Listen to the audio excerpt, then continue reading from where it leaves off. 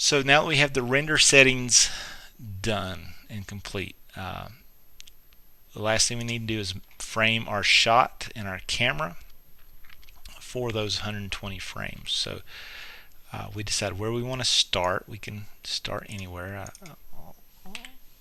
You can hit kind of the object, and F will kind of center it.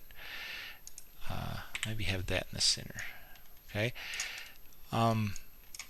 So this is your canvas. So if you put all that work into something and then you have it really small, that's not. I don't.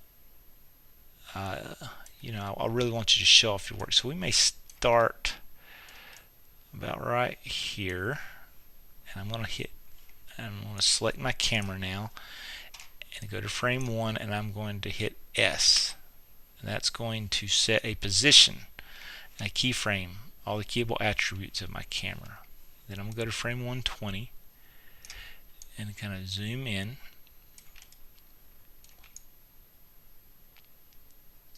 and rotate the camera just a little bit. Alright, and I'm going to hit S again. Notice the 2 keyframes, and now my animations from there to there. Just kind of zoom in. Alright, now this is my emitter. That won't render. That's an emitter for my particles, which I need to turn back on. But alright. Something I haven't gone over is how you can tweak animation curves. When I did that keyframe with the camera, all those values were recorded at frame 1, and all those values were recorded again at frame 120. Well, you can see that on a chart or graph. I'm going to pull this down just a little bit so you can. Down here there's a graph, an animation graph, and when whatever object you have selected, it will show you the attributes that have been keyframed and their animation curve. Now they all look kind of flat, but I'm going to grab one and hit F to frame that one, and you notice that that's the value at keyframe 1, that's the value at the second keyframe. And the movement of my camera is going from a straight line. It's going steady, steady, steady, steady, steady, stop, which is going to give us kind of an abrupt stop to our camera move. And the only reason I introduce you to this, I'm not. You could spend a week on just the animation editor, but I want to let's see if we can frame all those again. I just want to flatten the tangents of the last keyframe. So to flatten the tangent, there's a little bar here. If I can grab it.